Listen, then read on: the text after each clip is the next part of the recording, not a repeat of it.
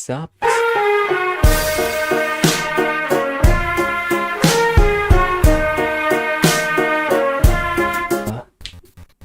Sup?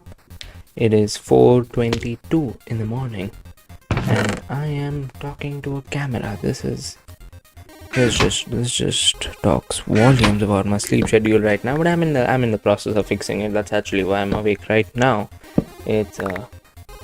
So I realized that the only way I can actually fix my sleep schedule, it's the only way I can go to bed at 10 and wake up at 7 or whatever, is if I just, because it's not about sleeping at 10. I can sleep at 10. The problem is I'm gonna wake up at 1, and then I'm not gonna sleep till 5, and then it's just gonna be bad. So currently my strategy is today I'm gonna stay up all night, and then I won't sleep in the morning, and then I'll sleep directly at night. So I just missed a little bit of my cycle, and I'll finish that cycle of sleeping tonight at about 10, and then I'll just wake up whenever I do wake up. That doesn't matter, because whenever I wake up, I'm gonna be awake on the beginning of a new cycle. And then say I wake up at what, even if I wake up at 9, let's say, even though that means I'll sleep for 12 hours, 11 hours, 13 hours, I don't know, I can't count. Even if I wake up at 9, that means that's the start of my new cycle, and then I can just, once I get that, I can just keep the momentum going and wake up every day at 9. And 9 is not even early. I could do it. I could wake up at 8. Oh, that would be a lot of my life's problems would have been solved then, wouldn't they? This is what this stuff has driven me to. I've got 4 books on my table right there, and one of them, so they're all books that I started reading that I never finished. One of them is Art of War by Sun Tzu, by the way, which is a great book. I bought it for the memes, and then I read like half the book, and it's actually a pretty good book. Once you get into the philosophy of things, pretty good book. I don't know what I'm doing here, by the way. I'm just rambling. Then I've got The Godfather, which is The Godfather. Okay, the movie is great, right? I'm not even going to start on the movie. The movie is fantastic. I was actually going to rewatch the movie. Then I did. I plan to, maybe someday. The first 2 movies, and then maybe the third. I've not watched the third. Everyone told me it's bad, and everyone told me not to watch it, so I haven't watched it. But maybe I'll watch it this time. If I watch the first 2, then I'll probably watch the third. So anyway, yeah, The Godfather book, right? It is just exposition for like, let me grab the book and tell you. This is 600 pages long. 600 pages long. Just exposition. That's the entire novel. Just exposition. It's just, so there's a rule in writing, right? I know this because I write sometimes. This is a rule in writing. Show don't tell. It means say there's a character who's angry, rather than saying say the character's name is what, Ringo. Say instead of writing Ringo is angry, you say Ringo clenched his jaw and furrowed his eyebrows, or something like that. This is just a really basic example, but this is essentially what show don't tell is. It's about, why am I moving so much? You know what, it's fun, who cares? I've got a revolving chair, so I'm taking advantage of it, as it helps me keep floating. Whatever. Point is, show don't tell is absolutely not. Mario Puzo, when he was writing The Godfather, he did not care for the rules of show don't tell. He absolutely did not. He only told, and he told for 600 pages, and it may have inspired the greatest movies of all time, but it is a pain to read. It's actually quite interesting though. I mean, especially because I'm trying to write gangster novels, right? Kind of like trying to get into the genre and stuff. And this book, conceptually, it really sets a precedent for gangster novels, and tells you how things like this should be shaped. Obviously, I cannot copy the style that he used, not just because that'll be copying, because you can copy styles. Copying styles isn't really copying. It's not plagiarism or something. but because no one's gonna like reading this, because again, attention span.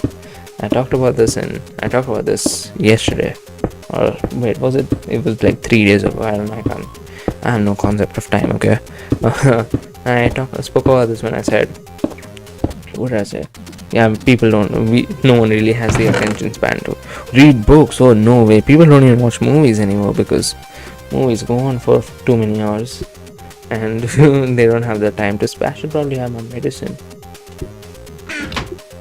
I'm supposed to have this in the morning and at night. I think this is the right time to have this medicine, because I didn't have it today morning or tonight.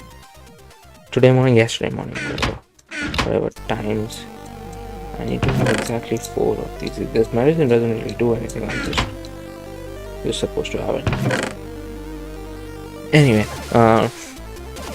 thanks for what was I talking about? I need to do this a lot.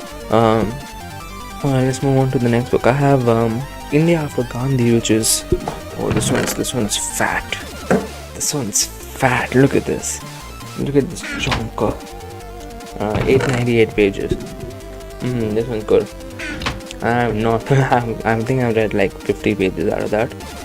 I plan to finish it one day. It was actually, I was gonna finish it 2 years back.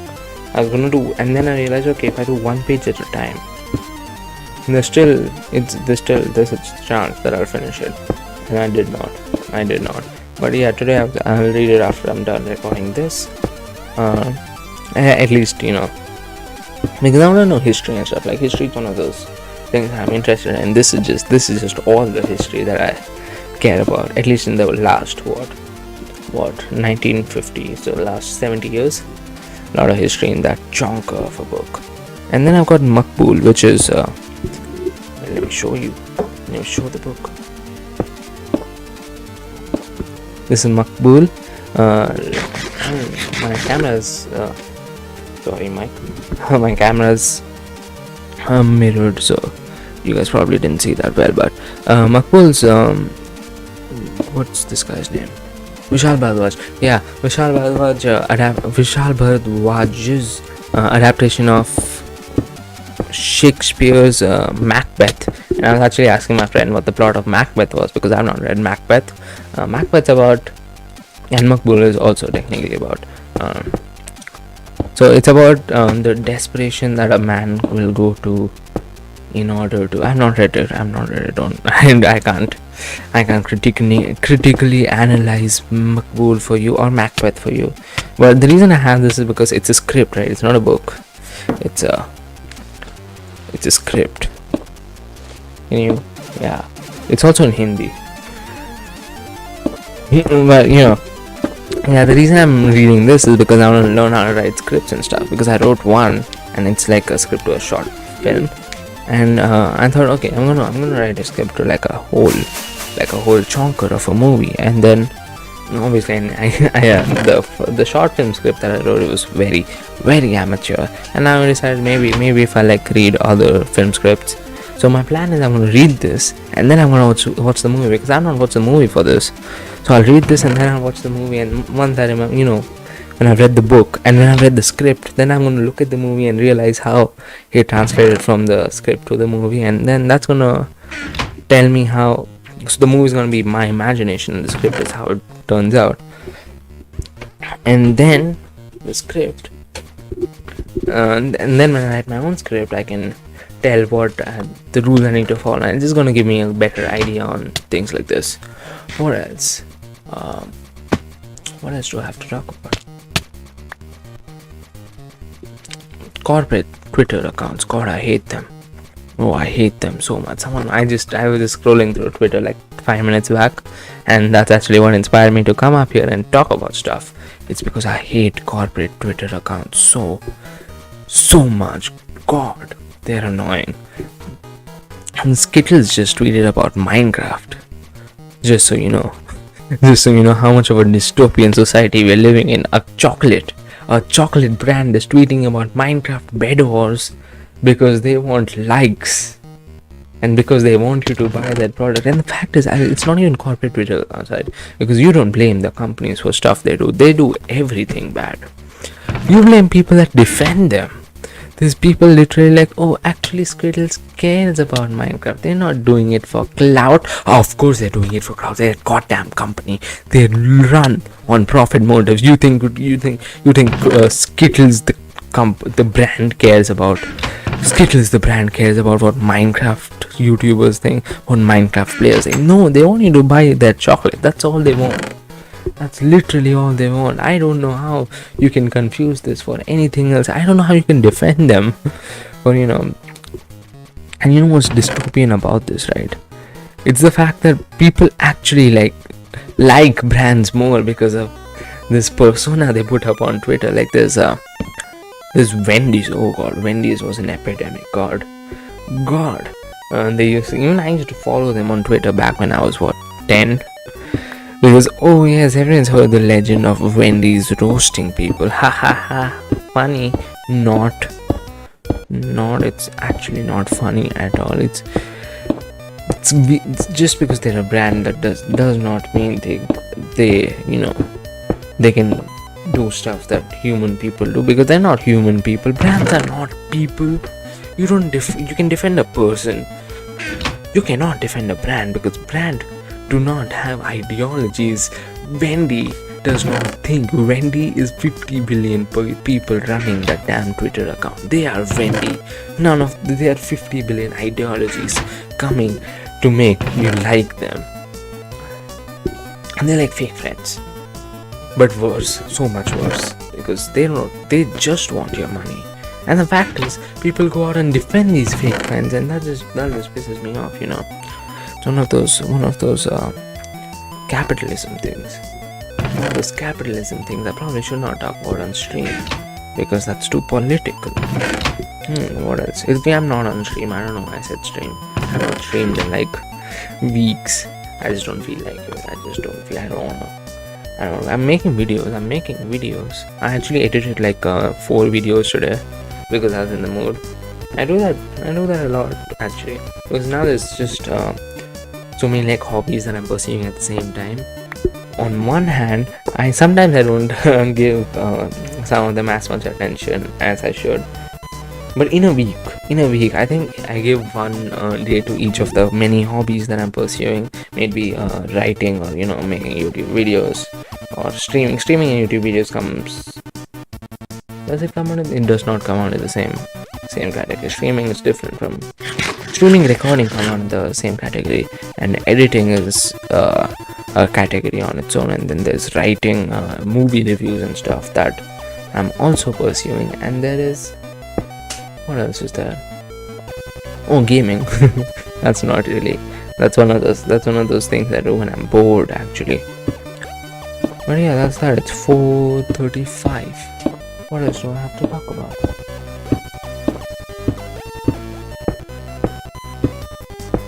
Oh god, yesterday. Yes, not yesterday. I keep saying yesterday. It was 3 days ago when I just sat and recorded Call of Duty commentaries for a whole hour.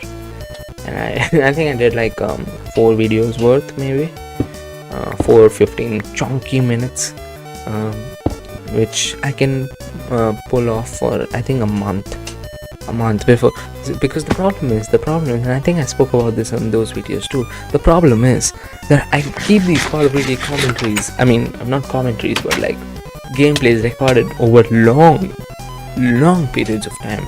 So just in case I need to make a commentary and I don't have video to go in the background of it, so I record these over long periods of time, and the game updates, because the game updates every month. So what I end up with is really outdated gameplay. And I'm talking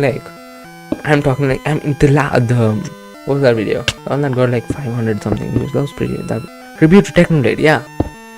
God, the gameplay on that was so damn old. I do not play like that. I think back then I was level 30, and I've been level 150 at least for the last year. So you know how old that is.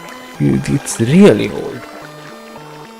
But yeah, that was the gameplay I had available, and I thought, yeah, why not? And it was a terrible idea, because I was playing terribly in that game. I didn't even have a shoot button. I was playing simple mode. That's how you know it's old. Because I wasn't even used to, playing this. I just, whatever. I just point and shoot, you know. I didn't even pick the gun I was using. I think I was using an UL-77 or something like that, some stupid gun. It was weird. But yeah, now I have updated commentaries, and it's a live commentary, which is good. Because that's what I was doing like a few minutes back, not a few minutes, like an hour or two back. I was aligning the audio with the video, because I record on my laptop and I record the gameplay on my phone directly. Otherwise, you know, from transmitting the phone stuff to the laptop stuff, I lose a little bit of quality, as you can see in the Battle Royale video, the one where I win a game of solo versus squad with only a melee weapon in sniper. That was a very chunky video. A lot of challenges are completed in that.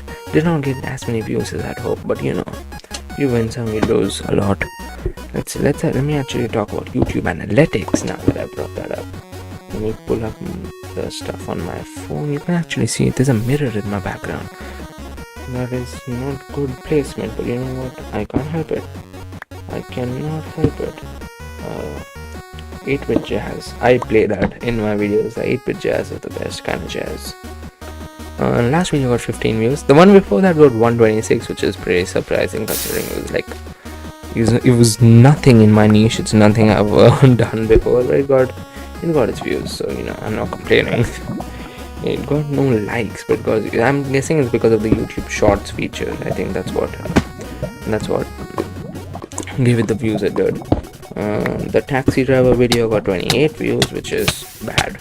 The documentary has not premiered. It's premiering in 47 days. People are asking me why it's de facto fiction, a historic documentary on the nature of an abandoned fort.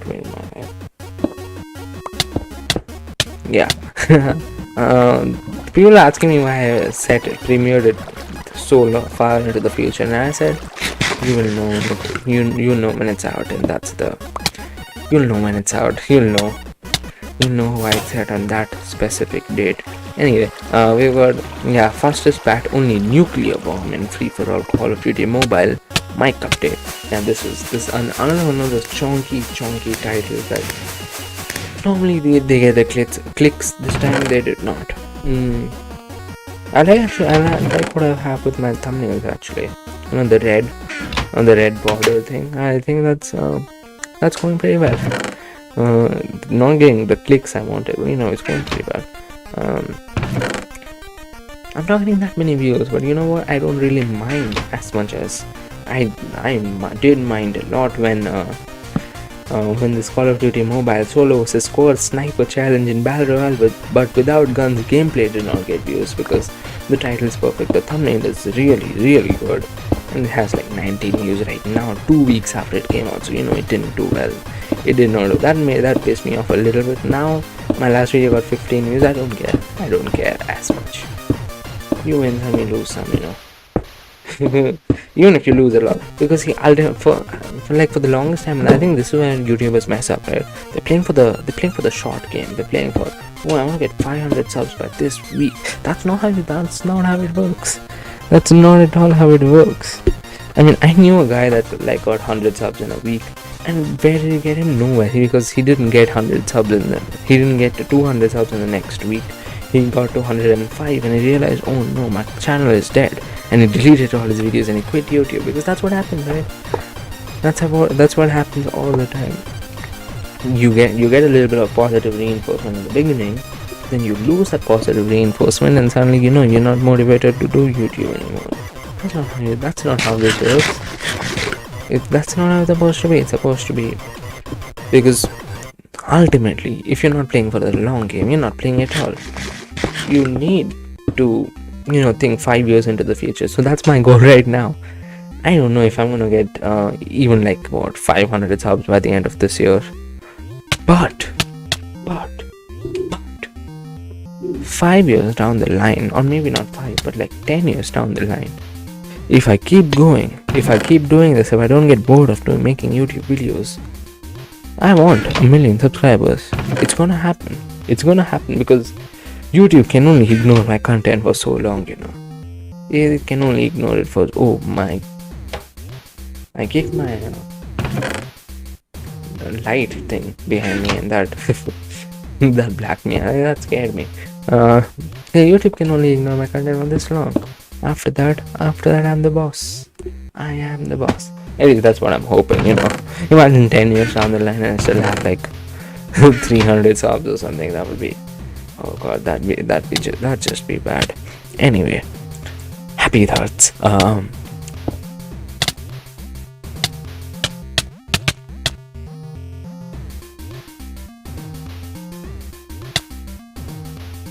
That's not the point. I don't know why I keep distracting. It's 5 o'clock and I'm starting to feel sleepy. This may not have been a good idea. It's 5:10, by the way. Not a good idea. But I've still got books to read. I can just switch on the light and I'll feel a lot less sleepy, a little more awake. Who knows?